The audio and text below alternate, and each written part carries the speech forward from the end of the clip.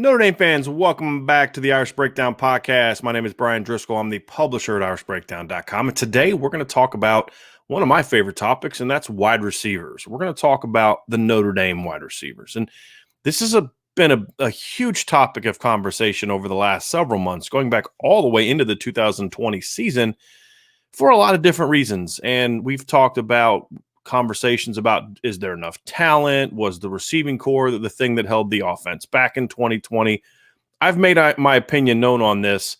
Obviously, I believe that Notre Dame does, in fact, have talent to be a really productive receiving core. There are also some question marks, and guys have to step up and the things along those lines. And we talked this past week as you get into spring ball, there's people asking about what's the ideal of receiver alignment. Had a really good question in the Friday mailbag about, what would my ideal receiver alignment be? And I still don't have one yet, and from a specific players, because to me, that's the thing that encourages me when I look at this Notre Dame receiving core. And I look at just what I think this group can be and what I think this group can bring to the table, because it has a chance to be a lot different than most of Notre Dame's receiving cores under Brian Kelly. And here's what I mean by that. Brian Kelly, during his tenure, has had success with different types of receivers and different types of receiving cores. There's been some TJ Joneses, and then, of course, in 2015, you had the receiving core that was Will Fuller, Chris Brown, and Amir Carlisle, which was unlike any other receiving core he's had because it was all about dynamic athletes, and it looked a lot different than what we've seen in most recent seasons. And then, of course, even at the beginning of Brian Kelly's tenure, when again, he had his first year, he had Michael Floyd and Tyler Eifert and Duval Kamara and, bigger players. And, there were times where he had smaller players here and there. DeVaris Daniels was a taller, vertical-oriented receiver. You had, obviously, Equanimous St. Brown, followed by Miles Boykin, followed by Chase Claypool, followed by Javon McKinley and Ben Skoranek. There's been some smaller players mixed in here and there, but for the most part, in recent seasons especially, Notre Dame has chosen to go with bigger receivers, kind of a comment I like to make is power forwards. And I don't mean that in a negative way. I don't mean that as a criticism. I mean, Chase Claypool's a heck of a football player. What I mean by power forward is they're types of receivers that are really about using their size and body positioning. And, it's almost like boxing guys out for back shoulders. There's a skill involved, and it's a lot like, you'd say a power forward in basketball, a guy that's playing in the post. And that's what I'm referring to. When I evaluate this receiving core, and I evaluate receiving cores in general, for me, I really kind of break receivers into three categories. And then there's a fourth category that I've added that's sort of combo players. And that is guys that thrive with at least two of the specific skills in my analysis. And so what we're going to do today is we're going to talk about how I view receivers in general, and then how it relates specifically to Notre Dame, what I think this year's 2021 receiver roster it can do for Notre Dame, what makes it different, why do I think this group is going to be so much different than past groups, and then most importantly, how is that going to impact the 2021 offense, and if the players are as good as I think they are, how is that? And obviously the Notre Dame coaches thought they were when they recruited them. How is that going to impact the Notre Dame offense in 2021? What does that mean for Notre Dame? Coach Kelly has talked about the need to build the offense around the talents of his players. That's a very important thing. I loved hearing that from Coach Kelly. And some of the things that I'm seeing on the practice video, we're seeing a lot of deep balls, a lot more screens. We're seeing some RPOs. Some of the things I'm hearing from sources about Notre Dame's desire to play a deeper rotation this year. In past years, Notre Dame's starting receivers, their 1, 2s, and 3s have played a combined, about on average, about 85 to 90% of the receiver snaps during the course of a season. That's a very high number. We haven't seen a lot of rotating. And I'm hearing that they're going to rotate more. And I think part of that is why I'm excited about that is because this receiving core might be the most diverse of Brian Kelly's tenure. When you look at it top to bottom, it has a chance to be the deepest receiving core of Brian Kelly's tenure. So much so that a player like Kendall Abdul-Rahman is already transferred. 5, 6, 7 years ago, Kendall Abdul-Rahman's playing his first 2 years. Even though he was needed to learn how to play receiver, he's a very good athlete, a dynamic guy with the ball in his hands, which is why Notre Dame recruited him. He's a very talented player, but he was having a hard time really cracking the receiving core, the depth chart, and I think there's some other reasons that resulted in him developing slower. I've been critical of Coach Alexander not working with younger players the way he needs to. And that's going to hurt a guy like Kendall Abdul-Rahman, who's a player that is developing and needs to learn. And then, of course, the Notre Dame's running back issues this past year in fall camp because of COVID-related issues and guys either testing or contact tracing and all those different things. You had to move him, and so there was some cross-training going on, and it just stunted his growth. And no matter how good of an athlete he is, and I believe he is, I had him as a 4-star player, 247 Sports had him as a 4-star player. When the receiving core is as deep as Notre Dame's is, a guy like him is going to have a hard time really rising up that depth chart, and he's chosen to go a different route. And you still look at the depth chart, and you're like, okay, they're fine, and they're going to be okay. And that's the exciting thing about this, because it's an extremely deep group of receivers. It's not an experience from a class standpoint per se. There's a lot of juniors and seniors in this, well, really seniors in this group, but there's not a ton of guys that are proven commodities, which is one of the concerns that you have. There's guys that have had trouble staying healthy. So we're going to talk about all that, but I'm going to focus mainly on breaking down the current receiving core, how I think they fit into the groups that I'm going to mention, why that matters for Notre Dame in 2021, and why the current group of receivers is perfectly suited. The timing is perfect for Coach Kelly to make the change into a modern offense that is RPO related, that has more perimeter passes, more screens, more things designed to get the ball into space because there are so many more playmakers.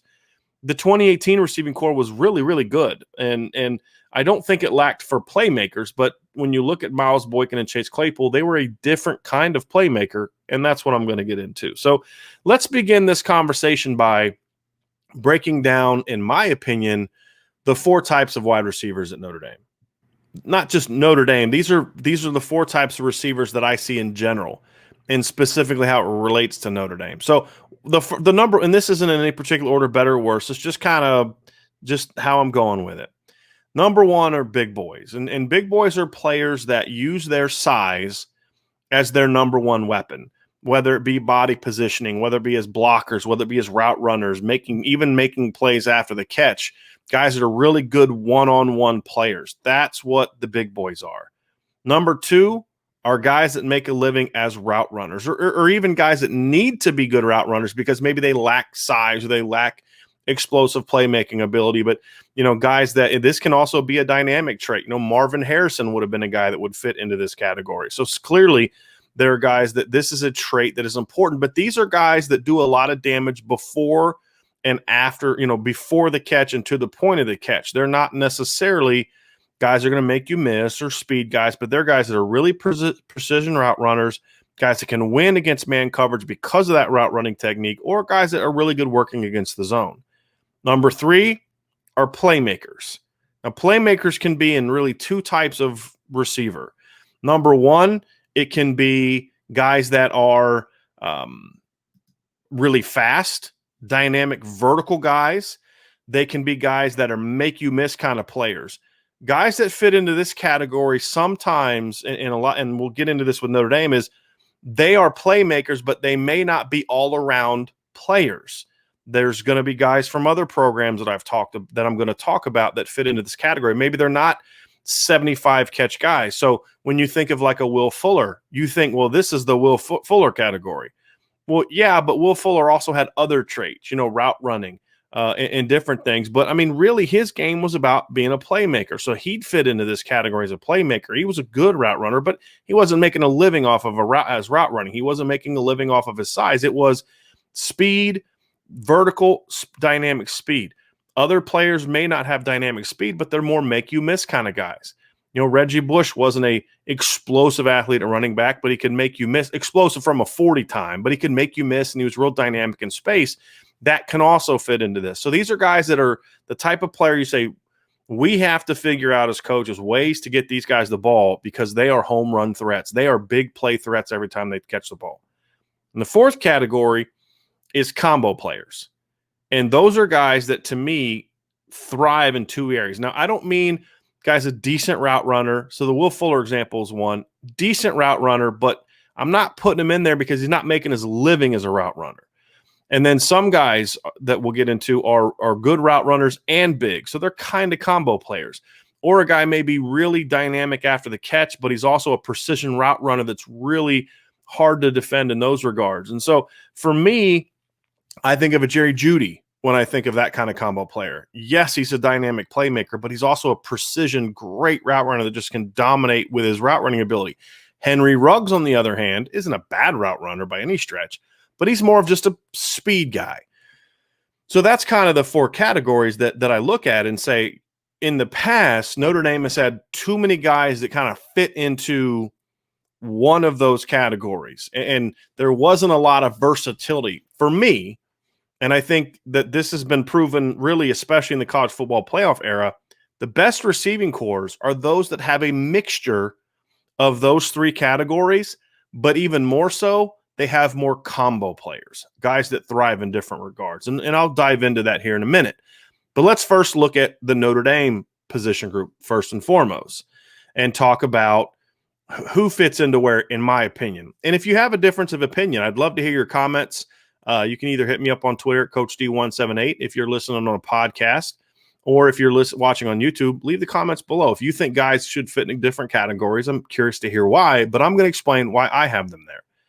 The first type are the big boys. And for me, there's three players that fit into this category, and that's Kevin Austin, Deion, Colzie, and Jayden Thomas. Now, the first thing you think about Kevin Austin is, well, maybe he should be in the playmaker category.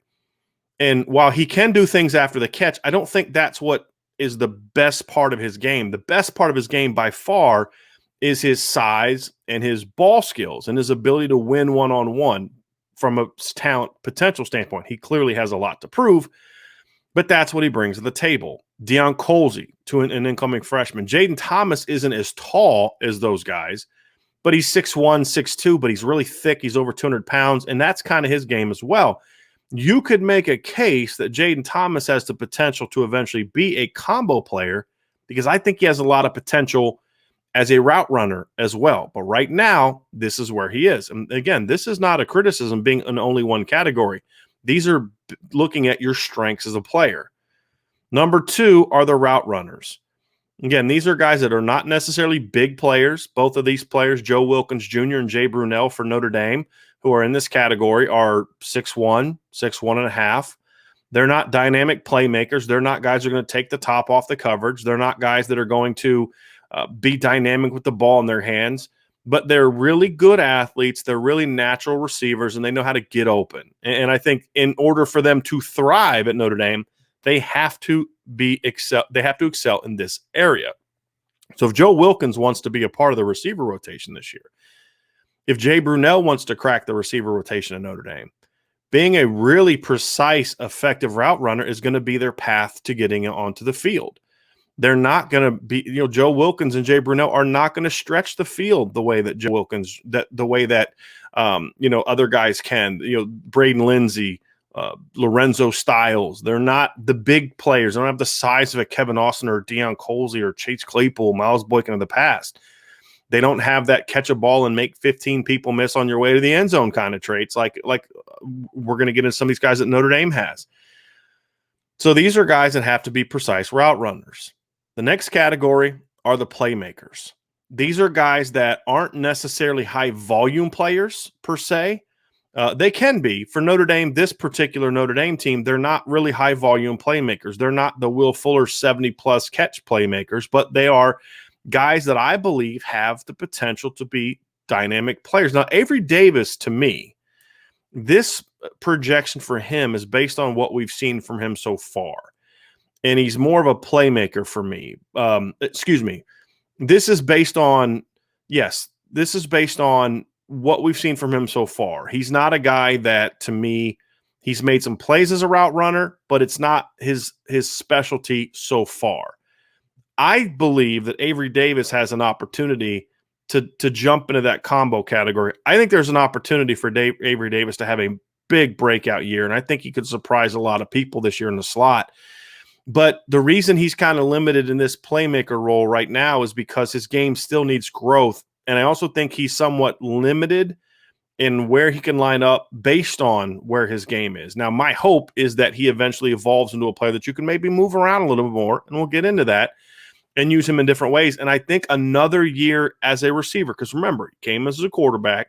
He spent time at cornerback, so he's played quarter and cornerback, and he spent time at running back. So this is really his second full spring as a wide receiver. So I think there's a lot of development left in his game, which you may not, most fifth-year seniors, that's not the case. So I think right now he's in a playmaker role, has a chance to be in that next category. Braden Lenzy is another player that fits this playmaker role. He's not a great route runner. He's not a bad route runner, but it's not the name of his game. He obviously doesn't have great size. What makes Braden Lenzy a potential big weapon for Notre Dame is his speed and his ability to make plays more so before the catch with his burner speed. But we've seen him at times make plays after the catch, whether it be jet sweeps and reverses with his speed, or as we saw on the look screen for a touchdown he had against New Mexico, he can make some guys miss in certain situations. But he's a dynamic player. And then the third is Lorenzo Styles Jr. Now, that's where Lorenzo is now, based on what we saw in high school. But he's another guy that I project, as he continues to develop his game, will be in that combo category. And as I get into that, that's what I find so exciting about this receiving core, is there are guys that have a diverse skill set that right now I'm putting them in one category, but by the time they get done with their careers, could be in a different group. But we're focusing on the 2021 group. And the last group are the combo players. Now, I have Lawrence Keys in this group because I think Lawrence Keys is a guy that can be a playmaker. I think he has speed. I think he can stretch the field. He's been a 4-4 guy his entire Notre Dame career. When they have offseason testing, he's always been a high to mid 4-4 guy. He's a guy that I think can make plays after the catch. He's also a guy that I view as a really good route runner. He's not just he can run routes, but he has the potential to be a really, really good route runner. And I think that he's a guy that if they do transition to a more open offense, a more vertical, pass the ball, perimeter-oriented RPOs, Lawrence Keys is a guy that could be a great beneficiary of that. And in a rotation in the slot of him and Avery Davis could be exciting. And we've seen Lawrence Keys play outside some. I mean, the biggest catch of his career against Georgia, he was lined up as an outside receiver, and he won a one-on-one, which you wouldn't expect from a top 5'10" guy. But that's the kind of talent that Lawrence Keys brings to the game. Jordan Johnson, for me, is in that category. He's a unique player for Notre Dame because he doesn't have elite size. He's like 6'1.5", but he plays bigger than that. He's got very long arms. He can win one-on-ones. He's a very good leaper. So he can win sort of with size beyond his normal listed size. He's also got a chance to be a precision route runner. He's a very good route runner in high school, knows how to get open, knows how to attack leverage, knows how to work post top end, how to find room and separation. He's got all those skills. And then, of course, I think he's also a playmaker. I think he's a guy that can make plays after the catch. He's a guy that has enough speed to stretch the field. Xavier Watts is similar to Jordan Johnson, but Xavier's a guy that I think you could put into the playmaker category right now. But I think Xavier's a guy that the reason I have as a combo player, because there's so much versatility to his game. He can play the W, he can play the X, he can play the Z, which is W is outside, X is the X, W is the boundary position outside, X is sort of that field outside position. Think Will Fuller's position. And then the Z is the slot. He can play all those. He can stretch the field. He can work the zones. He can make plays after the catch. So I think he's another guy that fits into that category. You could easily make a case for Avery Davis to be in this category. You could easily make a case for Kevin Austin to be in this category. You can make a case for Lorenzo Styles to be in this category. But I'm trying to balance it out right now and really make guys prove themselves either as a prep player or from what we project them to be at Notre Dame. So those, to me, are the four categories that I look at when I think of wide receivers. Now, as we kind of get into this, when you look at it, so what does this mean for Notre Dame? Number one, the thing I like about this for Notre Dame is this gives them much greater depth. When you look at that list, guys, there's a lot of good football players in that list. Now, a lot of them aren't proven. I get that. But Will Fuller wasn't proven in 2014 when he went from 6 career catches to 76. Equanimity St. Brown went from 1 career catch to, I think it was over 50 for almost 1,000 yards in 2016. We saw Miles Boykin go from 13 to 18 catches to a big breakout season. We've seen Golden Tate went from 6 to 58 and went from about 160 yards to over 1,000 yards in just a year. So receiver's a position that you don't necessarily need a lot of proven production if you have the talent. That sometimes it's just the opportunity that you're lacking. And I think that's where Notre Dame is. Now, I don't expect all of the 10 of those guys to step up and play in 2021. It's just not possible. You really can't go beyond 6 when you talk about a legitimate rotation. Maybe 7 through the course of the year because you're going to work some games a guy may be in, but just each specific game, you can really only play 5 to 6 receivers and really have them get into a flow. So when I look at this group, the thing that I like is it gives Notre Dame so much more flexibility and versatility to play those guys together. And when we had a question from a user named Steve O'Matic on the Friday podcast, and he asked about that ideal alignment. And as I thought through that question later and through the weekend, you start thinking about what would be the ideal receiver alignment? And to me, there isn't one in the traditional sense that we've seen at Notre Dame so much in past years, which is here's the starting X, here's the starting Z, here's the starting W. For me, I think what Notre Dame needs to get into more is a team that moves guys around. There actually, in my opinion, there's not a single player on that list that can only play one spot. Right now, Avery Davis has only played the Z, but I think there are situations and scenarios based on his skill set where I think he could play an outside position, depending on the type of plays you want to run, not with what Notre Dame has run in the past. He can't be an X or a W and be effective doing what Notre Dame has done in the past. Same thing with Lawrence Keys. He's done it, but it's not the best position for him. If they run the offense the way that I think they are and the way that I guess maybe hope they are is more of an appropriate term, then there's so much greater flexibility. And one of the things that Notre Dame has lacked, even in years where they've had really good receivers like Chase Claypool and Miles Boykin, is there's too much of a defined role for each player. And what I mean by that is, for the most part, when a guy lines up, he's a W, 90+% of his snaps, he's going to be in the boundary. If a guy's an X, the vast majority of snaps, he's going to be to the field. The Z is going to be in the slot. That makes it a little easier for teams to game plan for because, hey, look, we know we can't let Javon McKinley beat us. He's going to be in the boundary the majority of the game, so we're going to make sure that we are prepared for that. And we saw a guy like Chase Claypool, for example, was a Z in 2017. He was an X in 2018, and in 2019 he was a W, but in those seasons he rarely moved around. Later in the 2019 season, Chip Long started moving Chase Claypool around a little bit more, and that's when he really broke out. And we've seen this obviously from other teams, and this is what I want to kind of go over of if you have the right kind of players. Now, here's the deal. That's something that I want to see. I want to see them moving guys around more. You don't know where your best player is going to be every snap. But when you have players like Miles Boykin, for example, it limits how much you can move him around. When you have a player like Javon McKinley, maybe he could play some X, he could play some W, but he's pretty much an outside guy. He's not an after-the-catch guy. You know who he is. That's not a criticism. It's just a reality of it. He was pretty good at what he does. But you're not going to move around as much as you're going to move around some guys that have more of a diverse skill set. And that's kind of what we're talking about here. There's a lot more players at Notre Dame that have a diverse skill set. I think if people look at that list I just provided, you could argue with me a lot about you should move Kevin Austin into the combo, or you should move this guy into the playmaker, or you should move this guy into the combo, or this guy should be a route runner. And I think that's a testament to the diversity that this group has. There's not only great depth, but there's a lot of versatility. There's a lot of diversity. And here's why that matters in today's concept or context, because in today's game, the more you can move guys around, the more you can get players in position to get the ball. So if your best player is your Z, he's a slot guy, and the other team has a game plan to say, hey, we have a really good slot corner and we have a really athletic linebacker. We have our version of Jeremiah Owusu-Koramoah.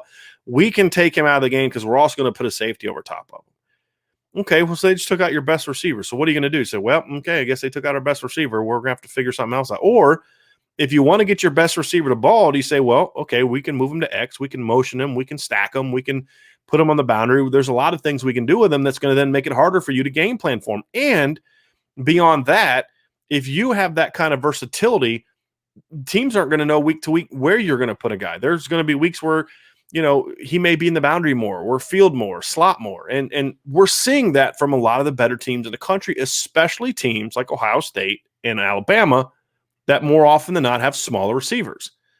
Clemson made a living with bigger receivers. LSU in 2019, for the most part, had bigger receivers. Even Jamar Chase, who was their small guy, was 6'1", 200 pounds.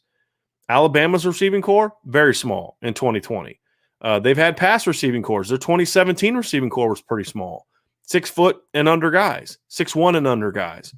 Ohio State's receiving core in 2014 was relatively small outside of Michael Thomas, but you had some diversity. If you look at other groups, they're not bigger guys, but with those teams that are smaller, Ohio State in 2020 had a small receiving group compared to what Notre Dame is at. But what they do with those players is they have very diverse skills and they move them around. And that's what I want to show. So let's begin by starting with Ohio State. This is from the semifinal game against Clemson. So as we go into this, I'm going to focus on their best player, Chris Olave. Because if Chris Olave is moving around, then other guys are also moving around. So as you can see in this clip from the video, and if you're listening via podcast, I'm going to explain it to you. This is a 2-by-1 formation from Ohio State. That means 2 players to the field, 1 player to the boundary. A 2-by-1 can be opposite, but it's essentially there's 2 wideouts to one side, there's 1 wideout to another side. Okay, they have a tight end and a wing, and they're in a pistol formation. As you can see from this clip, Chris Olave is to the field in this 2-by-1 outside. So he is what Notre Dame's X would be. Okay, this next clip is from the same series. Now they're in a 2-by-1 again. You could call it a 3-by-1, but when a tight end's attached like that in a wing, I don't count them as the same way. It's a 2-by-1 basically with a tight end and a wing. You could call it 3-by-1, but he is the outside receiver. This is the same. Most of these clips are from the first quarter of this game. And I did that on purpose to show you just how much they move them around. I did not cherry pick a play from the first quarter, one from the second, one from the third, because that's not the kind of versatility I'm talking about. This is looking at the data and saying, wow, they move him around a lot. And so when you show it early, it just shows how much they move him around. This next clip is really a 1-by-1 based on what I just said, but it's a bunch formation where now he is to the field. So it's similar to the formation we just saw, except you take out the slot receiver and add a second tight end. So it's 2 tight ends, and instead of being the boundary, he is now to the field. Next clip, you see a 3-by-1, and he's to the boundary. This is in the second quarter. The next play, you see a 2-by-1 or 2-by-0 essentially of receivers, but it's really a 2-by-2 because there's 2 tight ends backside. He's in the slot. Okay. This next clip is of Alabama. Now, all these clips from Alabama are in the first quarter of the game. And this is the SEC championship game. As you can see here, this is the same formation that we just saw from Ohio State. So you see, again, these teams that throw the ball and score a lot of points are using a lot of tight ends, as you can see. But on this clip, it's basically I'm going to call it a 2-by-2. I'm going to cheat a little bit based on what I just said, so it makes some sense. 2 tight ends backside, 2 receivers to the field. Devontae Smith is outside. And you can see it there. This next clip, same formation, but now Devontae Smith is on the inside. And what you're going to see from this clip is John Mechie is going to motion down, and he's going to stack behind Devontae Smith. In the second quarter, I think it was the second quarter, they had this same formation, but it was flipped again. And this time, John Mechie was inside, and Devontae Smith was outside. and he then motions in, and so they're stacked, but they have different players there, and it's because they want to influence the defense in a different way. Devontae Smith, being the stacked guy, is going to give him different options than if he's the front guy. And same thing when he's going to be backside. So we'll keep going through this. This is another 12 personnel play where it's basically a 2x2 when you account for the tight ends. They're both in wings and he's into the boundary. Here's another play later. This is a 2x1 with a tight end and a wing. He is the number one outside guy in the two receiver side. So again, he'd be an X. This next clip, you see it. There's a receiver to the bottom. You may not be able to see it. So here he's 2x1 to the field. He's the outside guy to the X. Now here's a 2x1. You can't see. I'm going to take this banner for the people that are watching here. I'm going to hide this for a second. You can see that receiver down there. Okay. And so now it's a 2x1, but Devontae Smith is the backside receiver. Okay. So again, all first quarter. I believe these plays are from the first series, right? Now we're in another situation. You see a 2x1. Again, first quarter. 2x1. Now Devontae Smith is in the slot. Here's another play. 3x1. He's in the boundary. Now you see a 3x1. He's in the slot. So as you can see here, 2x2, he's in the boundary to the slot.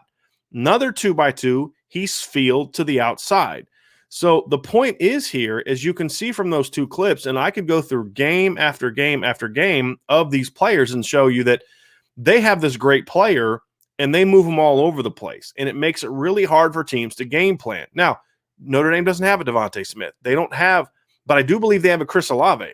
I do believe that they have that kind of player. But the point is, what that does, what Alabama was doing, is that is allowing them as an offensive coaches to manipulate the defense in different ways. Number one, it's harder to game plan for. It's harder for them to know where a certain guy is going to be. Number two, it allows them to use him to manipulate the defense in other ways. For example, one of the plays that we saw from the SEC title game was they lined Devontae Smith into the boundary. Well, Florida, like most teams, is going to cheat over there. And this is how I think some teams would play a Braden Lenzy. If Braden Lenzy's the play, it steps up and is healthy and can make some plays because he's such a vertical player. So what Florida did was, and Alabama knew they were going to do this, they had a safety in a corner, and they were basically playing quarters coverage. And when Devontae Smith released on a vertical route, the safety and the corner ran with him. So what Alabama did was they used him to basically clear him out with a go route, a tight go route, meaning he was kind of inside so he can manipulate the safety more to occupy the safety, and then obviously not so far inside, because if you go too far inside, then the corner may pass him off and then let the safety take him, and then he can squeeze on what happened, which is they dragged the tight end from the backside, a deep drag, so underneath the flat coverage, a deep drag. So once that safety cleared out, you've got this big open side from between the flat and the deep coverage that you could work your tight end through. So on that play, Devontae Smith wasn't getting the football the way that they knew the coverage. And so they used him to clear him out. Then there were other plays where they used him as the slot. They'd use another player to clear the coverage, and then he'd kind of work across on a drag route. That kind of versatility is so hard to defend because you just never know where a guy is going to be. You see a diversity in route, like the routes that are actually going to threaten a defense. Any receiver can run any route, but not every route is going to threaten the defense. Ben Skoranek can run every route in the world, but there's only some routes he's going to run that teams are going to be afraid of. They're not going to really be afraid of him running vertical routes. They're not going to react to those. What I like about the Notre Dame group now is because you have such a unique skill set, there's a lot of guys on there that if they play to their potential, you have to respect that guy's deep speed. You have to respect that guy's ability to make plays after the catch. You have to respect that guy's route running. And you can manipulate them by moving certain players around to say, hey, we're going to utilize this week Braden Lenzy's speed to not only create some opportunities for him, but the way that this team is going to play him, the way that they play speed receivers is we know we can also use him as a decoy to set up other concepts. So, we're going to run him off and we're going to bring Michael Mayer on a deep drag route like Alabama did. Maybe you can use Kevin Austin that way. Maybe you can use Jordan Johnson that way. So I think the thing that you're going to see from this receiving core is we're going to see more versatility. Here's why I think that's going to happen.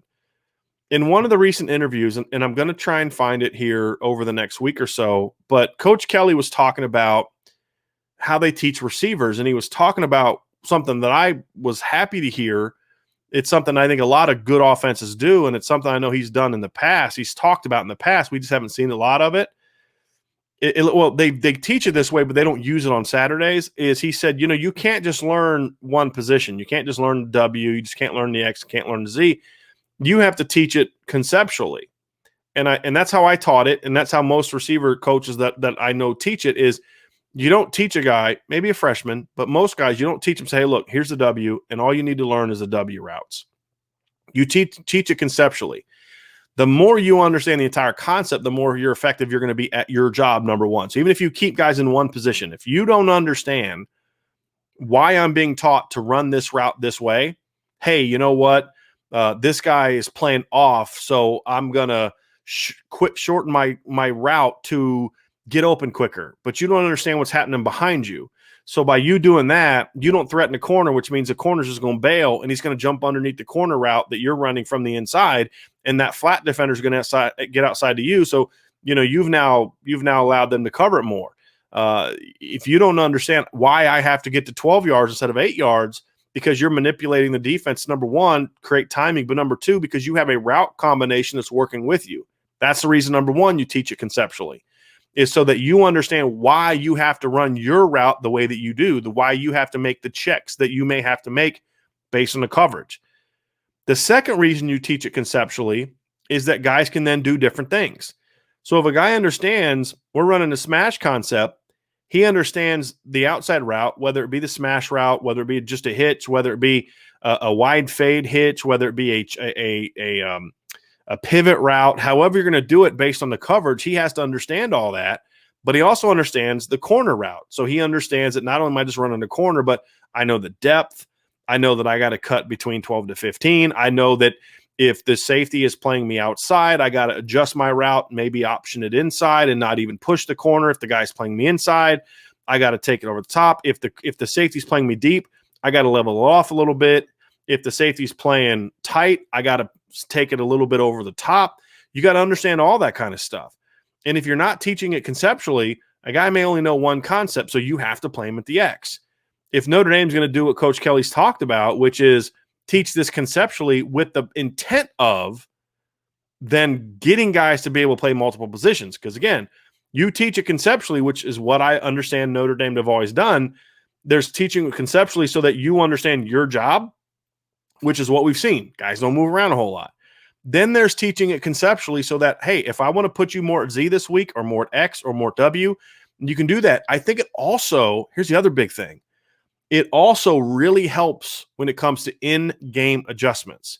So if Coach Reese has got this really good, diverse group of receivers, they get into a game and they're playing Wisconsin, and Jim Leonard's come up with these really creative coverage schemes to try to really hurt Notre Dame's pass game. And, let's say at that point in time of the season, just Jordan Johnson's really been going off for whatever reason. We'll just use him as an example. You can pick a guy, pick your favorite receiver, and that guy's going off, okay? Well, Wisconsin's got this really good game plan to take him out.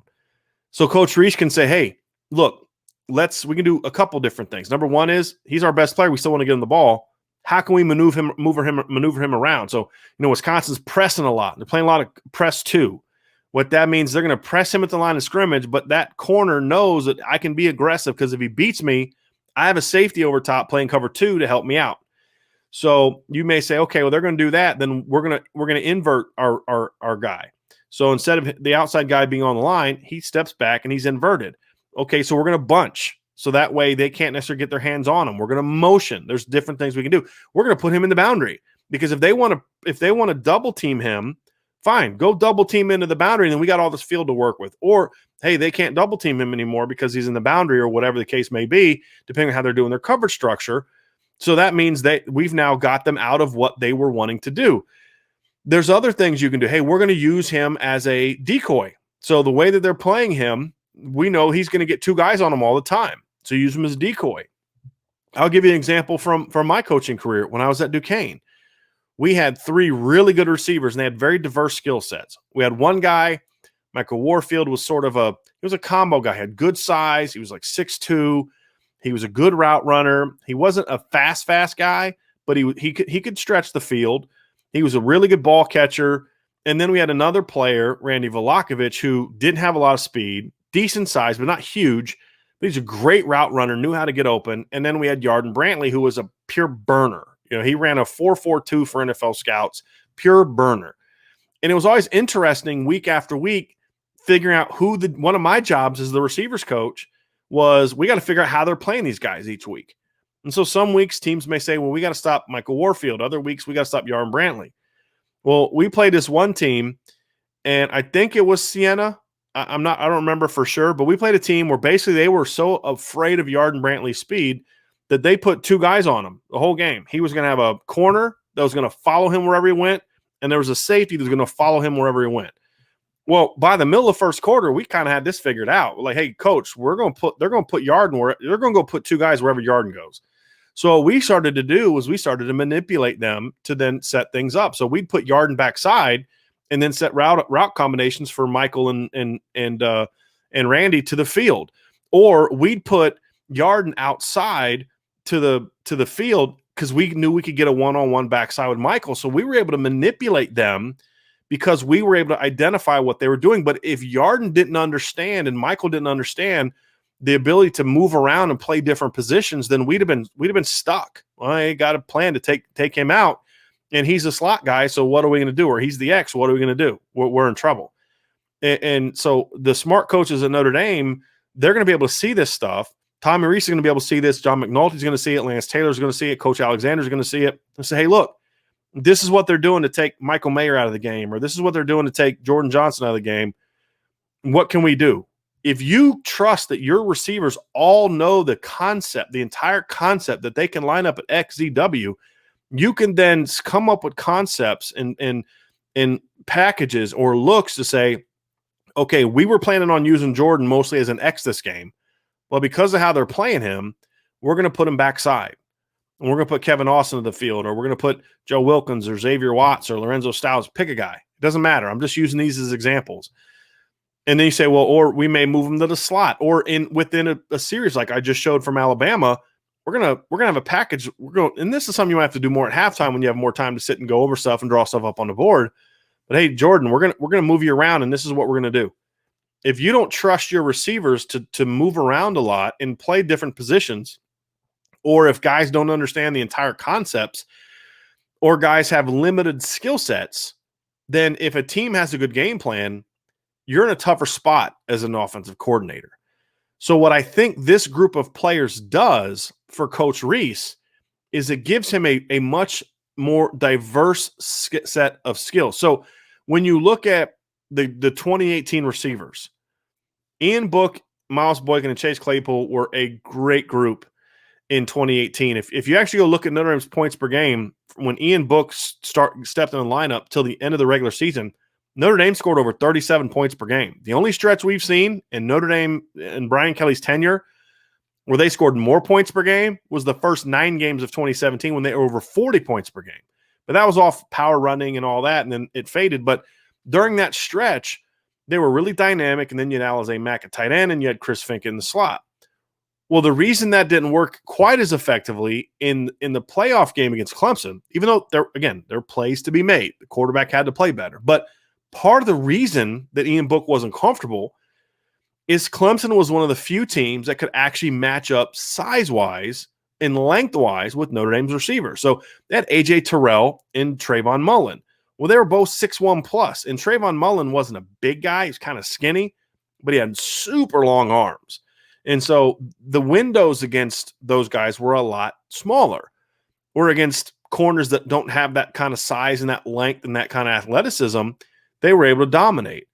Well, when those guys were able to match up against Notre Dame because they were basically just a bunch of big guys, there was nothing Notre Dame could do. There was nothing that Chip Long could kind of draw up in the sand and say, hey, we're going to move this guy around, because if you flip Miles Boykin and Chase Claypool, they do the same thing, right? There's not a lot of diversity in their skill set at that time. Now, Chase Claypool in 2019, if you could take him back to 2018, a little different story. But at the time, he was a little bit more pigeonholed. And Chris Fink wasn't a dynamic enough player to kind of really scare them. They didn't. Alize Mack was a good player, but I don't think he was Michael Mayer good. So when you matched up against a team that could kind of go toe to toe with you, and you have that limited diversity in your position group, there's not a lot you do. And they had Kevin Austin and Lawrence Keys and Braden Lenzy and a lot of the guys we're talking about now, but those guys weren't playing. They were not really part of the rotation. You're not just going to throw a lot of guys that never played into the playoff game. So that's why it's going to be important to develop a broader group. Because if you have a team like Clemson, and there's going to be teams like that where you have let's just say Notre Dame's got Kevin Austin in the boundary and he plays with Joe Wilkins, and into the field you got Jordan Johnson, and that's their group, right? That's their main deal. And then you play a team with a couple 6', 6'1" corners, and they can match up with those two guys, and you can't move them, then what do you do? But now you say, okay, well, we're going to then, play maybe Lawrence Keys a little bit more there. Or we're going to move Kevin to or Jordan to the boundary and Kevin into the slot and put Avery Davis outside. There's all types of different things you can do. You can bunch, you can motion, you can shift. You can use those guys to manipulate the defense to create some openings for your tight end or whatever the case may be. And so I think it gives Coach Reese a lot more options from a week to week to say, you don't just can match up against teams that have X type of corner. You have the group that can match up against a lot of different types. There may be some weeks based on what you're playing defensively that maybe the route runners are getting targeted more. Maybe the bigger guys are getting targeted more. Maybe other weeks you're throwing a bunch of bubble screens and a lot of look screens because maybe a team is really worried about your run game. So they got their safeties in tighter. So you have a little bit more windows out there. So you're going to say, hey, look, we got to get Braden Lenzy the ball. We got to get Lawrence Keys the ball. This is a big week for Avery Davis. Maybe Lorenzo Styles is going to get a chance this week. Or you say, hey, look, they got some slow corners. So this is a week where we're going to really focus on getting Braden and Lorenzo on the field together because they can stretch the field, or Xavier Watts, or we want to really stretch them outside. So we're going to have a W that can do this. So you just have that versatility. And man, as a receivers coach, man, it just gets you excited because you start thinking about all the different things you can do. And we haven't seen that a lot at Notre Dame. The 2015 group, as great as it was, part of the thing that hurt them against Ohio State was so good at corner that outside of Will Fuller, you were a little bit limited on how impactful you could be in the pass game. Against Clemson that same year, it took a while for those receivers to get going, partly because of the rain, but partly because Clemson had big physical receivers that could take your fast guys out of the game, and it took Notre Dame a while to really figure out how to attack that. Whereas now, if you have small, fast corners, well, you have big receivers you can go to. If you have big, long receivers, you have some fast guys that can give them some problems that you can go to. And then, of course, you've got a stud at tight end. And you have running backs and those type of things. So, when I look at this receiving core, people wonder why I'm so optimistic about this group. And a lot of these guys haven't really played a lot. But when I look at it, I just see a group of receivers that are perfect for the modern offense. Perfect from they've got the athleticism. They've got the playmaking ability. There's speed in this group. There's route running in this group. There's ball skills in this group. There's running backs that can catch the ball. There's elite tight ends. There's so many weapons that can be utilized. And what I'm excited to see is Coach Kelly to let Coach Reese sort of open this thing up and say, hey, we have all these weapons. We've got to use them.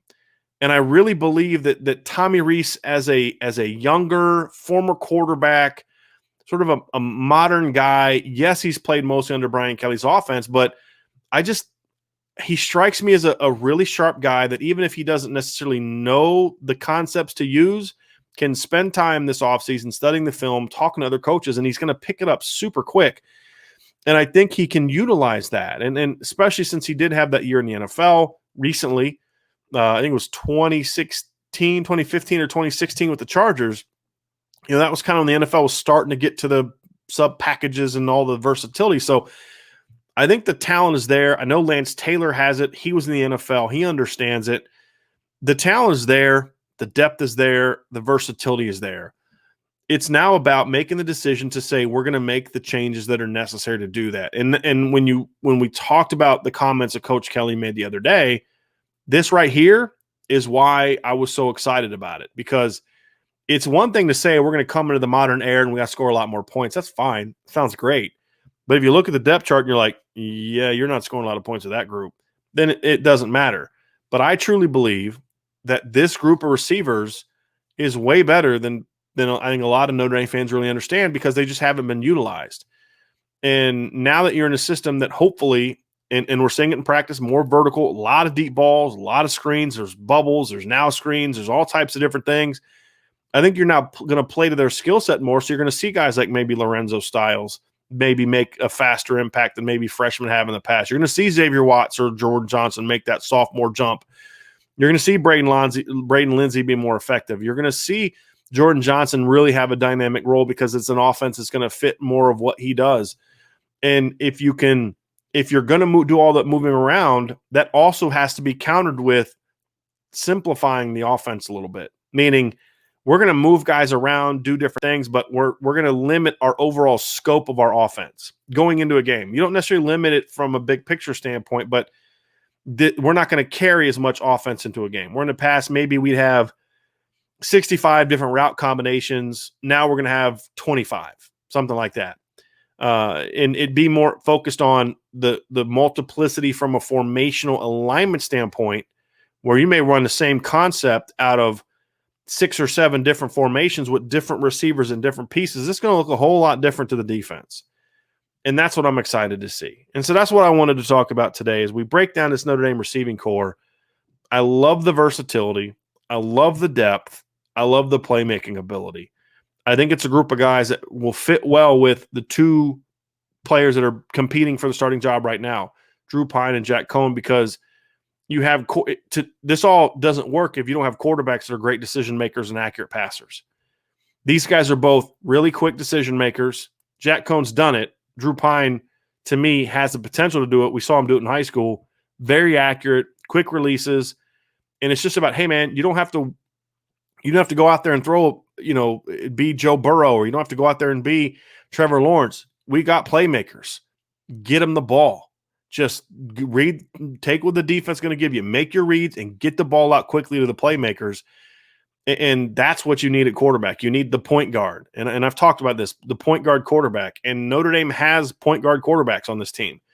And that only works if you have guys that can be playmakers as a receiver. I think Notre Dame has that. I'm looking at the depth chart now. I'm seeing playmakers. I'm seeing diversity of skills. I'm seeing guys that you can do a lot of different, fun, interesting things with.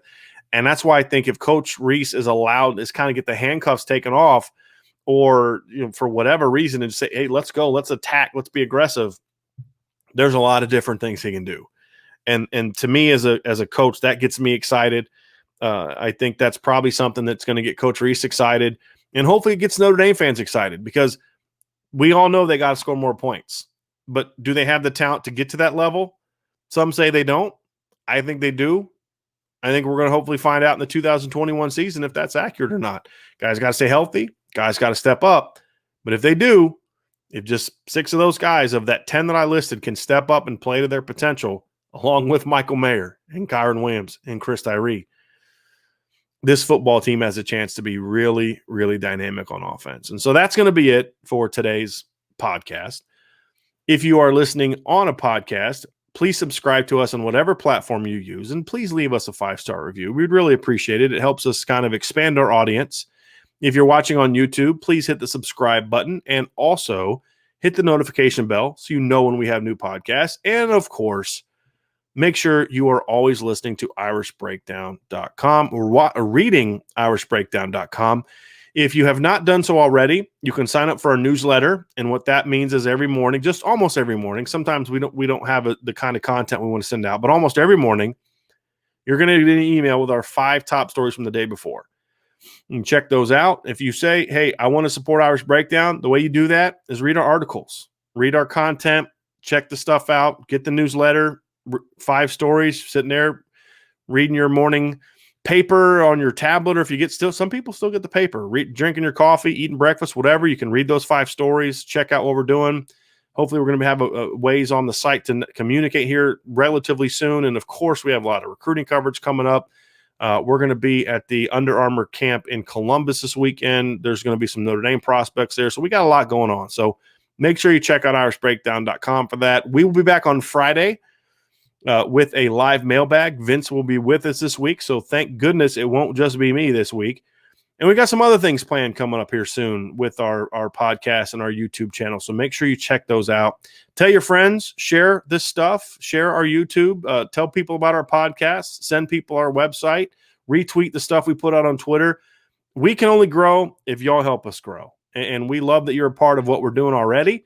We have a lot more things planned. I'm excited about what the future holds for IrishBreakdown.com. And, of course, we'll have a lot more discussion about the wide receivers because this is not a topic that's going to go away anytime soon. And I think we can all agree that when we get to the fall, that we all hope that I'm right, that these guys are as good as they're capable of. Because if they are, this is going to be a really fun season. So stay safe.